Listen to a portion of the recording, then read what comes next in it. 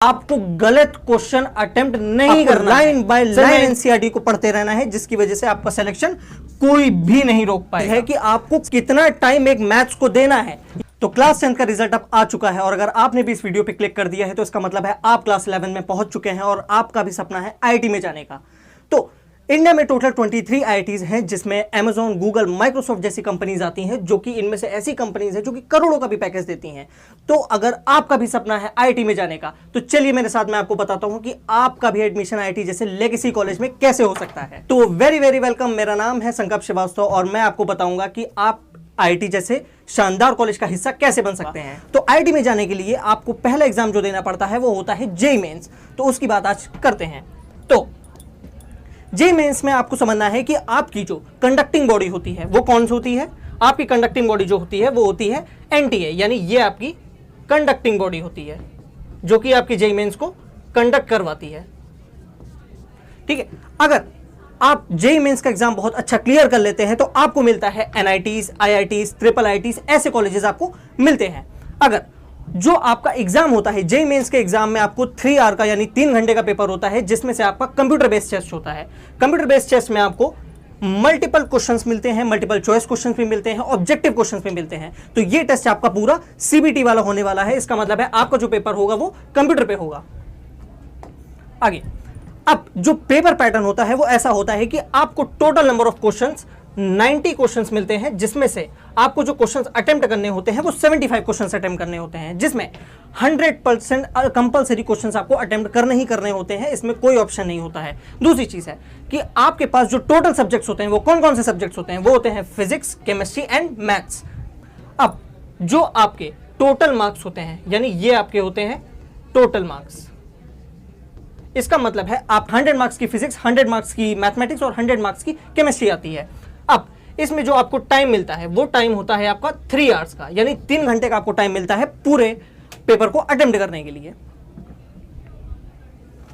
अब जो हमारी मार्किंग होती है, जो एग्जाम पैटर्न की मार्किंग होती है वो इस तरह होती है कि अगर आपने कोई भी क्वेश्चन बिल्कुल करेक्ट अटेम्प्ट किया है तो उसके आपको मिलते हैं +4, बट अगर आपने गलत अटेम्प्ट किया है तो उसकी आपको माइनस मार्किंग मिलती है -1 की, नेगेटिव मार्किंग। अगर आपने कोई भी क्वेश्चन अटेम्प्ट नहीं किया है, यानी अगर आपने क्वेश्चन अटेम्प्ट किया ही नहीं है तो उसकी आपको मिलते हैं 0 मार्क्स। अब सोचने वाली बात यह है कि अगर आपने क्वेश्चन सही अटेम्प्ट किया है तो आपको +4 मिलेगा, बट अगर आपने गलत अटेम्प्ट किया है तो -5 मार्क्स आपके हो जाते हैं। कैसे? क्योंकि जो क्वेश्चन आपने गलत अटेम्प्ट किया है उसके 4 मार्क्स तो गए, -1 ऊपर से हो गया। इसका मतलब है कि आपको गलत क्वेश्चन अटेम्प्ट नहीं करना है। समझ में आई बात? तो ये हो गई आपकी मार्किंग की। आप क्वेश्चन छोड़ दो वो बात फिर भी ठीक है, बट आपको गलत अटेम्प्ट नहीं करना है, इससे आपकी रैंक खराब हो सकती है। अब इसमें जो टोटल क्वेश्चंस होते हैं, यानी जो सेक्शन ए के पास क्वेश्चंस होते हैं पर सब्जेक्ट, उसमें आपके 20 एमसीक्यूज आते हैं, जिसमें आपको 4 ऑप्शंस मिलते हैं क्वेश्चन को सही करने के लिए, ऑप्शंस मिलते हैं। बट इसमें जो 5 न्यूमेरिकल वैल्यू के क्वेश्चंस आते हैं, इसमें आपको कोई भी ऑप्शन नहीं दिया जाता है। पहले जो पेपर पैटर्न चलता था उसमें -1 की मार्किंग इन 5 क्वेश्चंस में नहीं थी, बट अब जो पेपर पैटर्न आ गया है इसमें न्यूमेरिकल वैल्यू में भी आपकी माइनस मार्किंग होगी। समझ में आ गया? चलिए आगे बढ़ते हैं। अब बात करते हैं कौन कौन से सब्जेक्ट्स आपके कंपलसरी होते हैं और कौन कौन से ऐसे की टॉपिक्स हैं जो कि आपको ज्यादा जरूरी है इन पेपर्स को निकालने के लिए। यानी पहले जो सब्जेक्ट आता है वो आता है फिजिक्स। इसमें आपको की टॉपिक्स आपके कौन कौन से होते हैं? Mechanics, optics, electricity, modern physics. इसका मतलब है आपको क्लास 11th और 12th के कॉन्सेप्ट पे बहुत ज्यादा फोकस करना है, बिल्कुल भी लापरवाही नहीं करनी है। डिफिकल्टी लेवल जो इसकी होती है वो बिल्कुल मॉडरेट होती है। इसका मतलब है बहुत ज्यादा टफ पेपर नहीं आता। अगर आपने कॉन्सेप्ट की क्लैरिटी बहुत अच्छी बना रखी है तो ये पेपर आपसे आसानी से हो जाएंगे।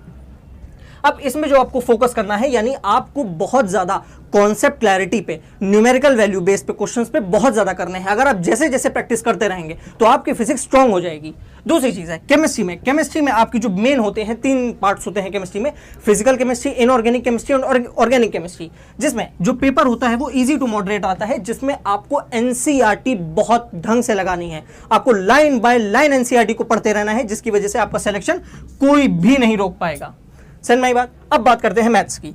मैथ्स में आपको कैलकुलस पढ़नी है, कोऑर्डिनेट ज्योमेट्री पढ़नी है और 3D ज्योमेट्री पढ़नी है। इसका पेपर आता है टफ, यानी इसमें आपको बहुत ज्यादा मेहनत की जरूरत है और इसमें जो आप क्वेश्चन करने वाले होंगे इसमें भी आपको ज्यादा टाइम लगने वाला है। तो इस बात का आपको ध्यान रखना है। तो जो आपका पेपर आएगा वो थोड़ा सा हार्डर साइड पे, थोड़ा सा टफर साइड पे आएगा। इसकी आपको हैवी प्रैक्टिस करनी है और टाइम मैनेजमेंट आपको लेके चलना है। समझ में आई बात? ठीक है। अब टाइम मैनेजमेंट में आपको ये चीज है कि आपको कितना टाइम एक मैथ्स को देना है, ये बात आपको हमेशा याद रखनी है। समझ में आई बात? ओके। अब बात करते हैं कि फिजिक्स की स्ट्रेटेजी क्या होगी, केमिस्ट्री की स्ट्रेटेजी क्या होगी और मैथ्स की स्ट्रेटेजी क्या होगी कि आपका जेईई मेंस का सिलेक्शन पक्का हो जाएगा। पहली चीज, आपको बिल्कुल भी, मैंने जैसे कहा कि आपको कॉन्सेप्ट पता होना चाहिए, आपको इन डेप्थ नॉलेज होनी चाहिए किसी भी सब्जेक्ट की, फिजिक्स की, कि अगर आपसे क्वेश्चन पूछा जा रहा है तो सिर्फ आपको फॉर्मूला ना पता हो। ठीक है। आपको न्यूमेरिकल्स डेली प्रैक्टिस करने हैं, कोई भी लापरवाही नहीं करनी है। न्यूमेरिकल्स आपको डेली लगाने हैं, कॉन्सेप्ट पे आपको डेली, आपने अपने आप की नॉलेज पे धार आपको डेली लगाते रहना है, तभी चमकोगे। ठीक है। अब हाई वेटेज एरिया में आपको खासकर फोकस करना है। हाई वेटेज एरिया होते हैं आपके मैकेनिक्स और मॉडर्न फिजिक्स। मॉडर्न फिजिक्स आपकी आती है क्लास 12th में, और जो आपकी मैकेनिक्स आती है वो क्लास 11th में आती है। यानी 11th और 12th के कॉन्सेप्ट पे आपको बहुत ज्यादा फोकस करना है। 11th को हल्के में नहीं लेना है। First year is not a rest year. समझ में आई बात? आगे बढ़े। अब बात करते हैं केमिस्ट्री की। केमिस्ट्री में आपको एनसीईआरटी को ही अपना बाइबल मान लेना है। इसका मतलब एनसीईआरटी आपको इतना ज्यादा ढंग से पढ़ना है, लाइन बाय लाइन पढ़ना है, कि अगर मैं आपसे बोल दूं कि कैनिज़ारो रिएक्शन किस पेज पे लिखी है तो वो आपको पता होना चाहिए कि किस पेज पे लिखी है। समझ में आई बात? अब एक्टिव रेगुलर रिवीजन, रिवीजन आपको डेली करते रहना है। अगर आप रिवीजन डेली करेंगे तो आप, कोई भी आपको केमिस्ट्री में ज्यादा नंबर लाने से रोक नहीं सकता। समझ में आई बात? अब इसमें आपको मेमोरी, यानी आपको केमिस्ट्री में हर एक चीज करनी है। आपको रिएक्शंस करनी है, नेम रिएक्शंस करनी है, और आपको पता होना चाहिए कि किस रिएक्शन के पीछे अगर ये एक्सेप्शन है तो वो क्यों है। ये बात का आपको ध्यान रखना है, ये बात आपको पता होनी चाहिए। ठीक है। फोकस एरियाज आपके कौन कौन से होंगे? फोकस एरिया में आपके आते हैं इनऑर्गेनिक के एक्सेप्शंस। एक्सेप्शंस का आपको पता होना चाहिए। अगर आपको एक्सेप्शन का नहीं पता है तो आप कहीं ना कहीं जरूर फंसेंगे, तो इस बात का आपको ध्यान रखना है। समझ में आई बात? चलिए आगे बात करते हैं मैथ्स की। मैथ्स में जैसा कि मैंने कहा कि मैथ्स में आपको डेली प्रैक्टिस करनी है। अगर आप रिलेंटलेस प्रैक्टिस करेंगे, कहने का मतलब है कि आप डेली डेली प्रैक्टिस लगाएंगे, डेली डेली क्वेश्चंस लगाएंगे, तो आपका सिलेक्शन कोई भी नहीं रोक सकता। आईआईटी के गेट तक आपको जाने से कोई भी नहीं रोक पाएगा। तो आपको प्रैक्टिस डेली करनी है। स्पीड और एक्यूरेसी का बहुत ध्यान रखना है, क्योंकि मैथ्स का पेपर ऐसा आएगा कि अगर आप क्वेश्चंस करने चलेंगे तो उसमें आपको बहुत ज्यादा मेहनत लगेगी उसको सॉल्व करने में। इसका मतलब है कोई कोई क्वेश्चंस ऐसे होंगे जो 3-4 पेज तक जाएंगे, बट उसको टैकल करने के लिए आपकी एक्यूरेसी बहुत अच्छी होनी चाहिए, आपकी पावर प्रैक्टिस बहुत अच्छी होनी चाहिए, बहुत मक्खन होनी चाहिए। इसमें जो आपका फोकस एरिया होगा वो फोकस एरिया होगा आपका calculus, algebra, 3D geometry, traditionally, ये सारे होंगे आपके फोकस एरियाज। यानी इन सब टॉपिक्स पे आपको बहुत ज्यादा फोकस करने की जरूरत है, बहुत कमांड बनाने की जरूरत है। समझ में आई बात? चलिए अब बात करते हैं आपका फेज 4 का रोड मैप। फेज 4 के रोड मैप में आपको यह देखना है कि पहले ही आपको जो शुरुआत, सबको पता है भाई कि शुरुआत तो मैं करूंगा, बट शुरुआत करूंगा कहां से? शुरुआत आप करेंगे बिल्कुल बेसिक से। अगर आपको बेसिक्स पता है तो यानी आपकी शुरुआत यहां से हो चुकी है। यानी बेसिक्स में आप क्या क्या समझेंगे? बेसिक्स में आप मास्टर करेंगे सिर्फ थ्योरी को, उसके एनसीईआरटी को, इन सारी चीजों को आप मास्टर कर लेंगे बिल्कुल। समझ में आई बात? दूसरी चीज, आपको जब ये चीज आप कर लेंगे तो आपको जरूरत पड़ेगी प्रैक्टिस की। आपको डेली डेली क्वेश्चंस लगाने हैं। डेली डेली क्वेश्चंस लगाने के बाद आपको उसका रिवीजन करते रहना है, और अगर आप डेली ऐसा करेंगे तो आपके दिमाग में वो चीज बैठ जाएगी। समझ में आया? और आपको खासकर प्रीवियस ईयर क्वेश्चन जरूर लगाने हैं। अगर आप पिछले 15 या 10 साल के प्रीवियस ईयर क्वेश्चंस लगा लेते हैं तो आपको पता चल जाएगा कि जो पेपर आप अटेम्प्ट करने वाले हैं वो कैसा आएगा। आधे से ज्यादा क्वेश्चंस उसी से पूछे जाते हैं, प्रीवियस ईयर क्वेश्चन से। समझ में आई बात? ठीक है, तो आपको प्रीवाईक्यूज भी लगाने हैं। अब तीसरी बात करते हैं मॉक टेस्ट। मॉक टेस्ट बहुत ज्यादा जरूरी है। इसका मतलब है मॉक टेस्ट आपको वो वैल्यू देगा जो आप वहां पे जाके देंगे। इसका मतलब क्या है? जो आप पेपर में जाके करेंगे वो आपको पहले ही आपको पता चल जाएगा। इसका मतलब है अगर मेरे वहां पे 100 नंबर आने हैं तो यहां पे मेरे 50 नंबर आएंगे तो मुझे पता चल जाएगा कि बहुत ज्यादा आगे मैं नहीं बढ़ूंगा। इसका मतलब है मॉक टेस्ट बहुत ज्यादा जरूरी होता है। समझ में आई बात? तो मॉक टेस्ट हमको जरूर देना है, मॉक टेस्ट को नहीं छोड़ना है। मॉक टेस्ट की काफी ज्यादा वैल्यू होती है। ठीक है, जैसे हम लोग का बोर्ड्स होता है तो बोर्ड से पहले प्री बोर्ड क्यों होता है? ताकि हम लोग को एनालिसिस हो सके अपना, कि हम लोग क्यों कहां पे स्टैंड करते हैं, कितने पानी में हम लोग, तो वो चीज बताने के लिए मॉक टेस्ट दिया जाता है। सबसे बड़ी गलती बच्चे यही करते हैं कि मॉक टेस्ट नहीं देते हैं, तो आपको वो गलती नहीं करनी है। दूसरी चीज है भाई, पढ़ सब रहे हैं लेकिन बढ़ सब नहीं रहे हैं। आपको अगर पढ़ना है और साथ में बढ़ना है तो आपको रिवीजन भी करना है। समझ में आई बात? तो आपको डेली डेली एनालिसिस करना है। अगर आपके टेस्ट में कोई भी मार्क्स कम आए हैं तो वो क्यों कम आए हैं ये भी आपको देखते रहना है। समझ में आई बात? ठीक है, आगे बढ़े। तो अपने वीक एरियाज पे काम करना है, कौन सा टॉपिक वीक है, कौन सा टॉपिक स्ट्रांग है, इन सब चीजों की आपको ध्यान रखना है। अब बात करते हैं, ये है हमारा 180 मिनट का अटैक प्लान। आपको क्वेश्चन को कैसे अटेम्प्ट करने हैं। अगर आप जेईई मेंस में एक बार चले जाते हैं तो पहला टॉपिक आता है केमिस्ट्री। केमिस्ट्री में आपको बहुत ज्यादा टॉपिक्स नहीं अटेम्प्ट करने हैं, बहुत मतलब अटेम्प्ट सब करना है बट बहुत ज्यादा टाइम नहीं देना है। अगर आप 40 मिनट्स भी केमिस्ट्री को देते हैं, आप मेरा यकीन मानिए, केमिस्ट्री एक ऐसा सब्जेक्ट है, फिजिक्स और मैथ्स आपको रैंक दिलवाती है लेकिन सिलेक्शन केमिस्ट्री ही कराती है। यह बात आपको याद रखना है कि जो आपका सिलेक्शन होगा वो केमिस्ट्री के बेस पे होगा। तो अगर आप इसमें 40 मिनट्स भी देते हैं तो आपका सिलेक्शन पक्का है। अब बात करते हैं कि फिजिक्स की। फिजिक्स में आपका क्योंकि न्यूमेरिकल भी होगा, कॉन्सेप्ट भी होंगे, डेरिवेशन से भी कोई पार्ट आएगा, तो वो चीज़ आपको बहुत ढंग से करनी है। आपको फिजिक्स ढंग से, आपकी जो फिजिक्स अगर आप अटेम्प्ट करेंगे तो 50 मिनट्स में आपकी फिजिक्स हो जाएगी। यानी आपकी कॉन्सेप्ट की क्लैरिटी और एक्यूरेसी बहुत ज़्यादा होनी चाहिए। अब बात करते हैं मैथ्स की। मैथ्स में क्योंकि पेपर टफ आएगा, थोड़ा सा मॉडरेट आएगा, कभी कभी टफ भी आएगा, तो ऐसे में आपको जरूरत पड़ेगी ज़्यादा एक्यूरेसी की, ज़्यादा स्पीड की और ज़्यादा एक्यूरेसी की। इसका मतलब है अगर आपको पेपर करना है तो आपको सही भी करना है, गलत नहीं करना है, और सही करने के साथ साथ क्वेश्चंस भी ज्यादातर अटेम्प्ट करने हैं।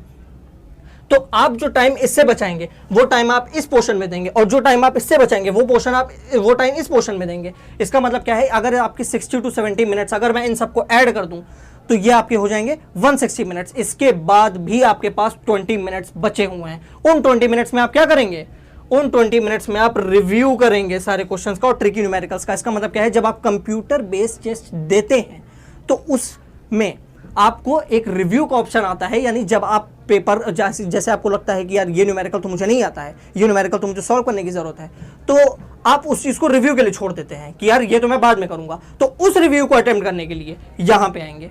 ठीक है, वो 20 मिनट्स आपके रिव्यू वाले क्वेश्चंस को सही करने के लिए हैं। सर नहीं बात? चलिए आगे। अब बात करते हैं कौन से पिटफॉल्स में आपको, यानी कौन सी ऐसी चीजें हैं जो कि आपको बिल्कुल भी नहीं करनी है। देखो, मेरा काम है तुमको ये बताना कि क्या तुम्हें करना है, बट मेरा काम ये भी है तुम्हें बताना कि क्या तुम्हें नहीं करना है मेरे भाई। तो पहली चीज जो तुम्हें नहीं करनी है वो है कि एनसीईआरटी को इग्नोर मत करो भाई मेरे। एनसीईआरटी को इग्नोर नहीं करना है। बच्चे एचसी वर्मा पढ़ेंगे, बच्चे एचसीवी पढ़ेंगे, इरोडोव पढ़ेंगे और आर.डी. शर्मा लगाएंगे, आर.एस. अग्रवाल लगाएंगे। भाई तुम सब लगा लो, लगाना भी चाहिए, बट अगर तुम्हारे 2 क्वेश्चंस हैं जो कि एक एनसीईआरटी है और एक तुम्हारी है, मान के चलते हैं, मैं किसी बुक का नाम नहीं लिखूंगा, पर मान के चलते हैं एक XYZ एक बुक है, ठीक है, तो अगर ये चाहे जितनी ही हाई बुक क्यों ना हो, बट अगर तुम्हारा क्वेश्चन तुमने इस हाई बुक के हिसाब से किया है बट एनसीईआरटी में दूसरा आंसर लिखा है, तो तुम्हारी जो वैल्यू दी जाएगी वो एनसीईआरटी को ही दी जाएगी। तो इसका खास ख्याल रखना है कि आपको एनसीईआरटी को इग्नोर नहीं करना है। समझ में आया? टाइम मैनेजमेंट भाई आपको बहुत सही रखना है अपना। आपको कितना टाइम फिजिक्स को देना है, कितना टाइम केमिस्ट्री को देना है, कितना टाइम मैथ्स को देना है, पढ़ते टाइम भी और पेपर अटेम्प्ट करते टाइम भी। तो इस बात का आपको ख्याल रखना है। समझ में आई बात? अब पीवाईक्यूज आपको स्किप बिल्कुल भी नहीं करने हैं। अगर आप पीवाईक्यू स्किप कर रहे हैं तो आप अपनी सबसे बड़ी भूल कर रहे हैं। पीवाईक्यूज आपको स्किप इसलिए नहीं करना है कि अगर आप पीवाईक्यूज लगाते हैं तो आपके माइंड में याद होता है कि पता होता है कि यार कौन से क्वेश्चन ऐसे हैं जो कि मैं टैकल करूंगा वहां जाके। तो पीवाईक्यूज आपको बिल्कुल अटेम्प्ट करना है, बिल्कुल, और कोई भी क्वेश्चन नहीं छोड़ने हैं। अब आंसर गेसिंग, आंसर गेसिंग अगर आप करते हैं तो इसका मतलब है आप अपना गड्ढा खुद ही खोद रहे हो। भाई आपको यह काम नहीं करना है। अगर आप ये काम कर रहे हैं तो आपका सिलेक्शन नहीं हो पाएगा। आप लिख के ले लो मुझसे, गेसिंग नहीं करनी है, वहां पे तुक्का नहीं बिड़ाना है, जय माता दी नहीं करना होता है ना यार। वहां पे आपको आंसर गेस नहीं करना है। वहां पे अगर आपने एक आंसर, आप ये समझो अगर आपकी 5000 रैंक आ रही है या 1000 रैंक आ रही है, अगर आपने एक क्वेश्चन गलत कर दिया तो आपकी रैंक 1000 से 3000 तक भी पहुंच सकती है। तो ये गलती आपको बिल्कुल नहीं करनी है। अब बात करते हैं कि अगर आपकी परसेंटाइल और परसेंटेज में क्या है। अगर आपकी परसेंटाइल आती है 120 से 150 मार्क्स के बीच अगर आपके मार्क्स आते हैं, जो टोटल मार्क्स होते हैं, यानी टोटल मार्क्स कितने के होते हैं, टोटल मार्क्स आपके 300 होते हैं, यानी अगर आपके 120 से 150 मार्क्स आते हैं तो आपको आपकी परसेंटाइल कितनी आएगी, 90 परसेंटाइल। बट अगर आपके 160 से 200 मार्क्स आते हैं तो आपकी जो परसेंटाइल बनेगी वो कितनी बनेगी भाई, वो बनेगी आपकी 95 to 98, जिसमें आप अच्छा एनआईटी ले सकते हैं। अगर आप अच्छा एनआईटी ले लेंगे तो भाई वहां भी पैकेज बहुत अच्छा है। तो यहां पे आप सेफ जोन, इसका मतलब है आप एक सेफेस्ट जोन में खड़े हो गए हैं। इसका मतलब है अगर आप जेईई एडवांस देते हैं तो बहुत अच्छी बात है, नहीं देते तो भाई आपकी पैकेज तब भी बहुत अच्छा लगेगा। बट मेहनत से पीछे नहीं हटना है, आईआईटीज हमें चाहिए। अब अगर आपके मार्क्स आते हैं 190 से 220 के बीच तो आपकी परसेंटाइल बनती है 99 या 99 प्लस। तो इसमें आपको बहुत अच्छा एनआईटीज तो मिलेगा ही मिलेगा, ठीक है। इसके बाद अगर आप फर्दर तैयारी करते हो जेईई एडवांस की तो फिर आपको क्या मिलेगा, फिर आपको मिलेगा आईआईटी का टैग मिलेगा, ठीक है। इज्जत ही अलग होगी भाई, समझ में आया, आईआईटी। अब समझ में आया इतनी सी बात। चलो अब बात करते हैं, ये है तुम्हारा फॉर्मूला, ये तुम्हारे सब्जेक्ट का फॉर्मूला नहीं, तुम्हारे सक्सेस का फॉर्मूला है, जो कि तुम्हें आईआईटी के गेट तक छोड़ के आएगा। यानी इसमें तुम्हें क्या करना है, कॉन्सेप्ट समझना है, प्रैक्टिस करनी है, एनालिसिस करना है, और उसके बाद अपनी कंसिस्टेंसी को मेंटेन करना है। ये नहीं कि 4 दिन की चांदनी, 4 दिन में आग लगी है कि मैं करूंगा 5वें दिन बस ठंडा पड़ गए। ऐसा नहीं कि एक दिन में 6 घंटे मेहनत कर रहे हैं और दूसरे दिन में सो रहे हैं कि यार 6 घंटे तो हमने करा ही था। तो कंसिस्टेंट आपको डेली रहना है। दूसरी चीज है रिवीजन, आपको करते रहना है, रिवीजन में कोई कमी आपके नहीं आनी चाहिए, ठीक है। तो भाई आज के लिए इतना ही, बाकी आप पढ़ते रहिए, ऐसे ही हंसते रहिए, मुस्कुराते रहिए और बने रहिए हसल विद फिजिक्स के साथ।